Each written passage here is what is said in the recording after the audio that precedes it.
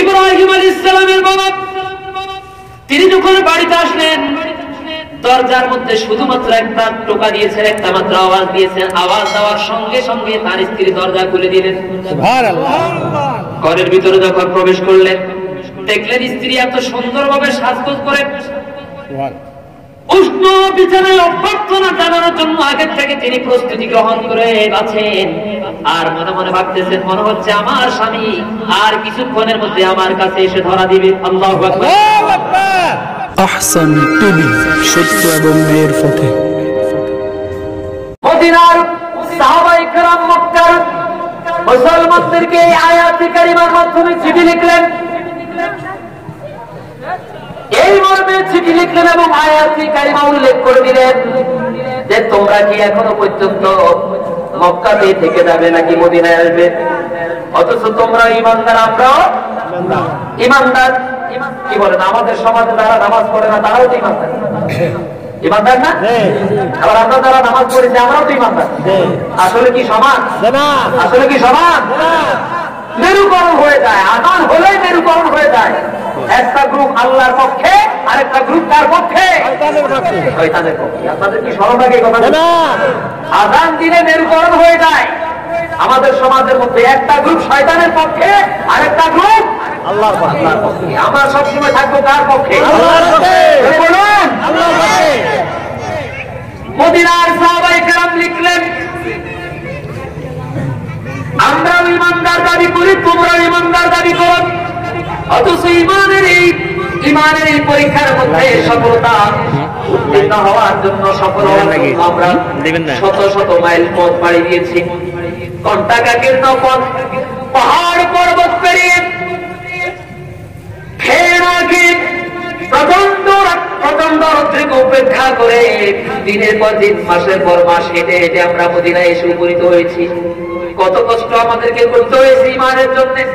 অথচ তোমরা যারা নিজেদেরকে ঈমানদার করে দাবি করো, তোমরা এখনো পর্যন্ত মক্কার মায়া ছাড়তে পারো নাই। তোমরা কি ধারণা করছো তোমরা ঈমান এনেছো এই কথা বললেই আল্লাহ তোমাদেরকে ছেড়ে দিবেন, অথচ পরীক্ষা করবেন না? বুঝা যায় কথা? তার মানে যারা ঈমানদার দাবি করবে, যারা নিজেদেরকে মুমিন বলে দাবি করবে, আল্লাহ পাক রব্বুল আলামিন তাদেরকে বিভিন্ন সময়ে পরীক্ষার মাধ্যমে যাচাই করবেন। বিভিন্ন পরীক্ষার মাধ্যমে বিভিন্ন কঠিন পরিস্থিতি তাদের সামনে এনে দাঁড় করাইয়া দিবেন। ওই কঠিন পরিস্থিতিকে যদি মোকাবেলা করতে পারেন, ওই কঠিন অবস্থাকে যদি আপনি মোকাবেলা করতে পারেন ধৈর্য সহকারে, যদি আপনি ধৈর্য হারা না হয়ে যান, যদি আপনি পথ থেকে বিচ্যুত হয়ে না যান, যদি আপনি আল্লাহর উপর অবিচল থাকতে পারেন, তাহলে আল্লাহ রাব্বুল আলামিন পরীক্ষার মধ্যে আপনাকে 100তে 100 নম্বর দিয়ে সফল করে দিবে। আমার বন্ধুগণ, আমরা এমন একটা জাতি, আমরা এমন একটা পিতার সন্তান, যেই পিতার জন্মটাই হয়েছে ধর্মে, যেই পিতার জন্মটাই হয়েছে পরীক্ষার মাধ্যমে। কিসের মাধ্যমে? পরীক্ষার মাধ্যমে। আমাদের বাবা হলেন হযরতে ইব্রাহিম আলাইহিস সালাম। কে? পিতার পিতা কে? ইব্রাহিম। বাপের কথা বলতে কি ছেলেদের লজ্জা লাগে? আমাদের জাতির পিতার নাম কি? ইব্রাহিম আলাইহিস সালাম। গর্বের সাথে অহংকারের সাথে বলার কথা।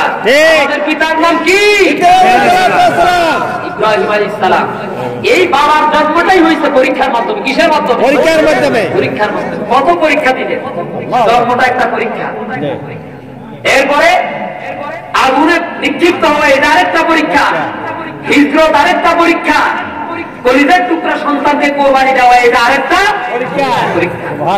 যতটা পরীক্ষা দিয়েছে প্রত্যেকটা পরীক্ষায় সফলতার সাথে পাশ করেছেন নাকি ফেল করেছেন? পাশ করেছেন। আমরা তো সেই পিতার সন্তান। আমাদেরকে ভয় দেখালে কি আমরা পিছনে চলে যাবো নাকি সামনে আগাবো? আমাদের ইতিহাস হলো পরীক্ষার ইতিহাস।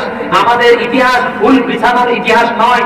আমাদের ইতিহাস হলো ঘণ্টাকাকীর্ণ পথ মারি দিয়ে আল্লাহ দ্বীন প্রতিষ্ঠার জন্য কোরআনকে বুকে লালন করে সামনে এগিয়ে যাওয়ার নাম হলো ইসলাম।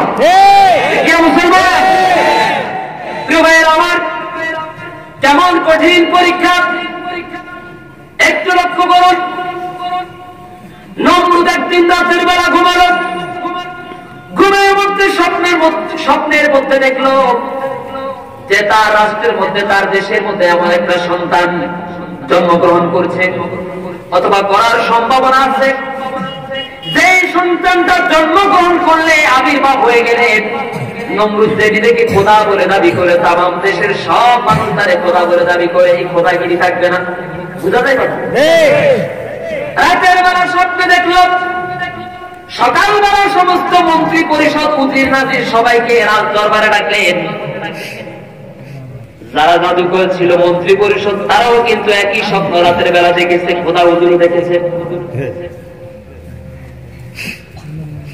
খোদা হুজুর প্রশ্ন করলেন, আমার মন্ত্রী পরিষদ, তোমরা কেউ কোনো কথা বলছো না, অথচ প্রতিদিন তোমরা যখন আমার সিংহাসনে আসো তখন বিভিন্ন কথাবার্তায় লিপ্ত থাকো, আজকে তোমাদের সবাইকে নীরব নীরব মনে হচ্ছে, ব্যাপারটা কি?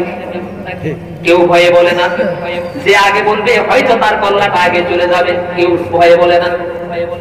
সবাই বললেন, খোদা হুজুর আপনি আগে বলেন, আপনার মুখটা কেন বিমর্ষ দেখা যাচ্ছে, আপনার চেহারাটা কালো দেখা যাচ্ছে কেন, চিন্তিত পেরেশানি দেখা যাচ্ছে কেন, আপনি ব্যাপারটা বলেন। খোদা হুজুর বললেন, বিগত রজনীতে এমন একটা স্বপ্ন দেখেছি, সেই স্বপ্নটা হলো এই, আমি দেখলাম আমার দেশের মধ্যে এমন একটা সন্তান জন্মগ্রহণ করেছে। ওই ছেলেটা শুধু জন্মগ্রহণ করেই নাই, বরং জন্মগ্রহণ করার পর আমি যে নিজেকে খোদা বলে দাবি করি, আমার সব খোদাগিরি সে ধ্বংস করে দিয়েছে, তছনছ করে দিয়েছে। মন্ত্রী পরিষদ, উজির নাজির, জাদুকর সবাই বলল, আমরাও একই স্বপ্ন দেখেছি, তো আপনাকে ভয়ে বলি নাই।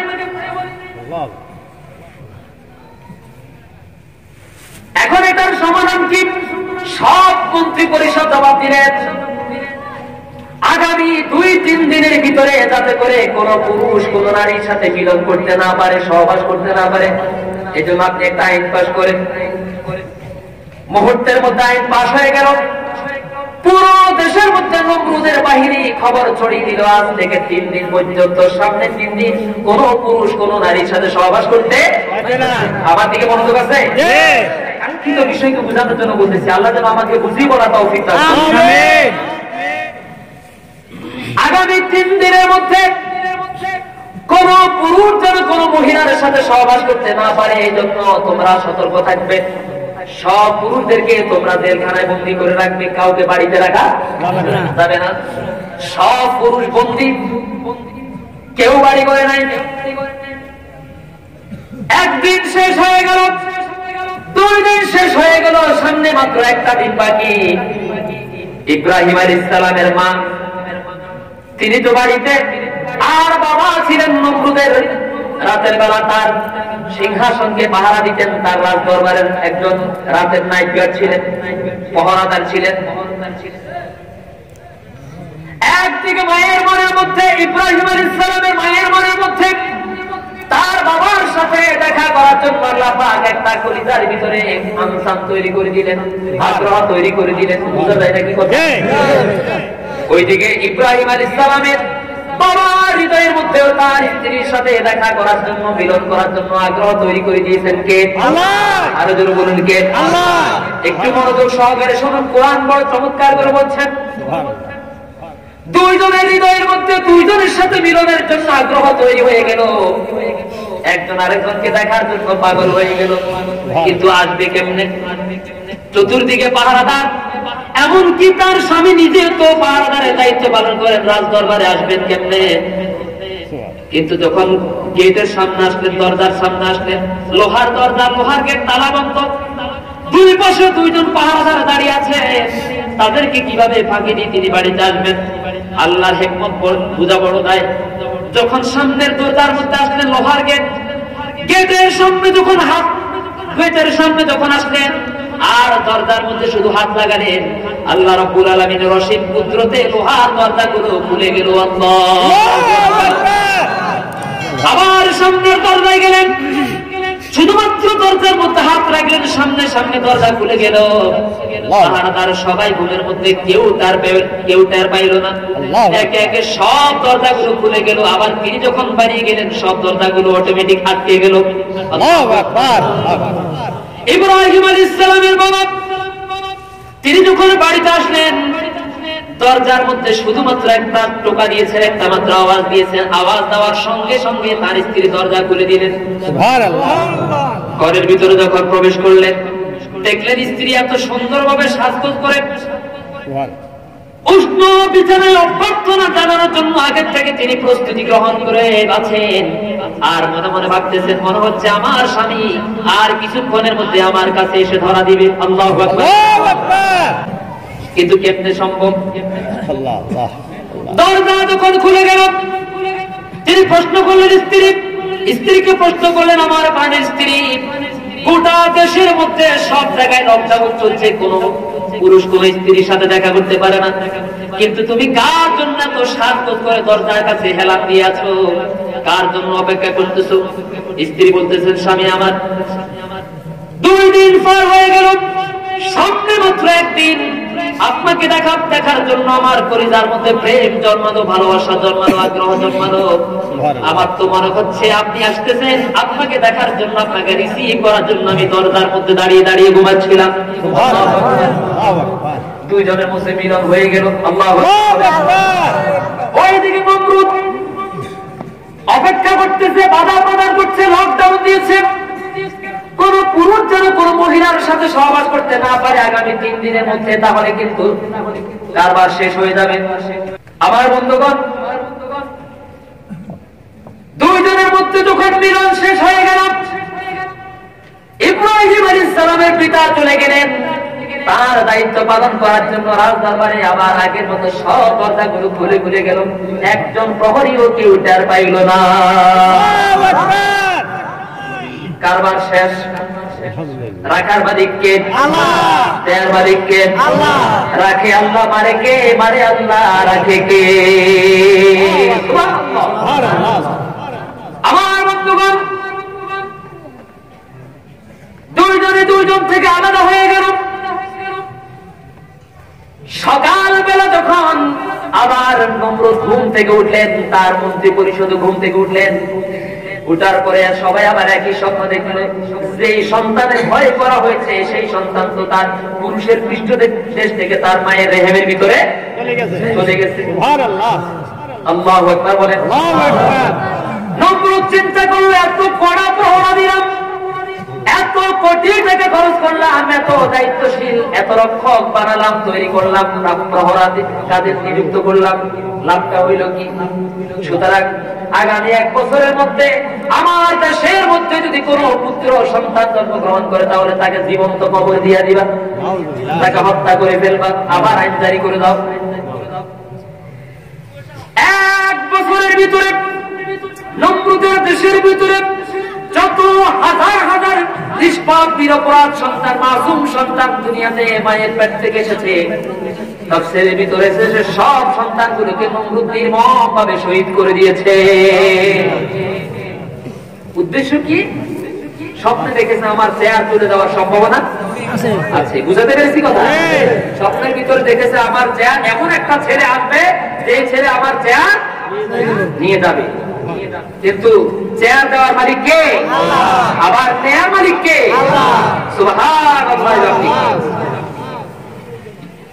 1 বছরের ভিতরে গোটা দেশের ভিতরে যদি কোনো পুত্র সন্তান কেউ জন্ম দেয়, তাহলে তাকে সঙ্গে সঙ্গে কতল করা হবে, হত্যা করা হবে। আইন পাস হয়ে গেল। প্রতিটি বাড়িতে বাড়িতে, পাড়ায় মহল্লায়, গ্রামে গঞ্জে, শহরে বন্দরে সব জায়গায় প্রহরার দায়িত্ব পালন করছে। এমনকি ইব্রাহিম আলাইহিস সালামের বাবাও। সুবহানাল্লাহ বলেন। ইতিমধ্যে 9 মাস শেষ হয়ে গেল।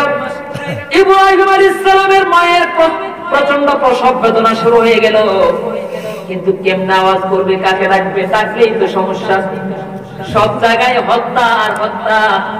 মা কাঁদেন, চোখের পানি ফেলে, বাবারে দুনিয়ায় তুমি আসবে, এমন একটা জমানায় তুমি দুনিয়াতে আসলে, যেই জমানায় যেই শাসকটা হলো জালেম শাসক, স্বৈর শাসক, শুধু শুধু নির্মম ভাবে নিরপরাধ মানুষগুলোকে দুনিয়া থেকে হত্যার মাধ্যমে বিদায় করে দেয়। কেন তুমি দুনিয়াতে আসলে? মা কাঁদেন, কিন্তু সময় তো ঘনিয়ে এসেছে, তো কোথায় তাকে প্রসব করবেন? বাড়িতে তো প্রসব করতে পারবেন না। সন্ধ্যা নেমে আসলে প্রহরাদারের দায়িত্ব যারা পাহারা দেয় তারা তো বাড়ির কাছে চলে আসবে। ইব্রাহিম আলাইহিস সালামের মা চলে গেলেন গভীর অদূরে পাহাড়ের পাদদেশে চলে গেলেন। সেখানে গিয়ে নিজের কলিজার টুকরা সন্তানটাকে প্রসব করলেন। এমন এক সন্তান আল্লাহ দুনিয়াতে দিলেন যে সন্তানের চারদিকে তাকানোর সঙ্গে সঙ্গে মা বুঝতে পেরেছেন দুনিয়ার সব নিয়ামত আর সম্পদ আল্লাহ আমাকে দিয়েছে। ইব্রাহিম আলাইহিস সালামের মা বুঝতে পারলেন আমার এই সন্তানটা দুনিয়ার কোন সাধারণ সন্তান নয়।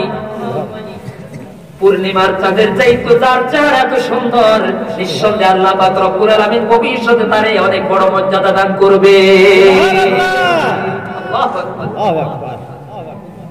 কিন্তু সেখানে তো থাকা যাবে না।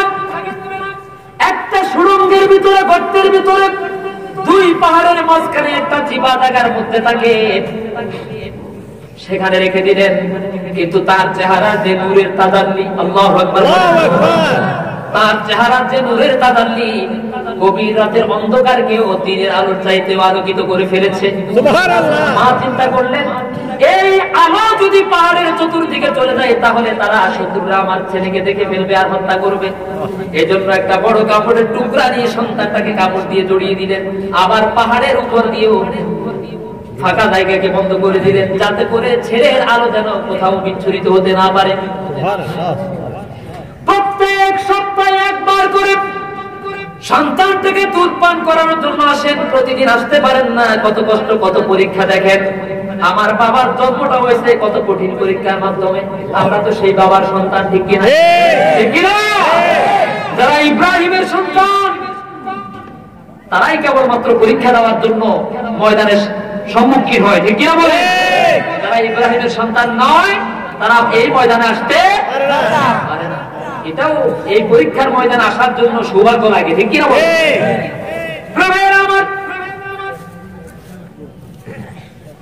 বন্ধুগণ, 7 দিনের মধ্যে মাত্র একবার সন্তানকে দুধ পান করানোর জন্য আসেন, আর আসতে পারেন না। বাকি 6 দিনকে তত্ত্বাবধান করেন। তাফসীরে মাঝারির ভিতরে এসেছে আল্লাহ পাক রব্বুল আলামিন হযরত জিবরাইল আলাইহিস সালামকে প্রতিদিন ইব্রাহিম আলাইহিস সালামের দেখাশোনা করার জন্য, তত্ত্বাবধান করার জন্য পাঠায়া দেয়। এখন এই সন্তানটা তো দুধ পান করা দরকার, বাঁচা দরকার, কি খাবে? হযরত জিবরাইল আলাইহিস সালাম ইব্রাহিম আলাইহিস সালামের শাহাদাত আঙ্গুলি আর এই আঙ্গুলিটাকে, এই দুইটা আঙ্গুলিকে ইব্রাহিম আলাইহিস সালামের মুখের মধ্যে দেন। একটা দিয়ে দুধের নহর, আরেকটা দিয়ে মধুর নহর বেরিয়ে আসে। আল্লাহ পাক রব্বুল আলামিন ইব্রাহিম আলাইহিস সালামকে জান্নাতি খাবারের মাধ্যমে বড় করে তুলেছে। সুবহানাল্লাহ।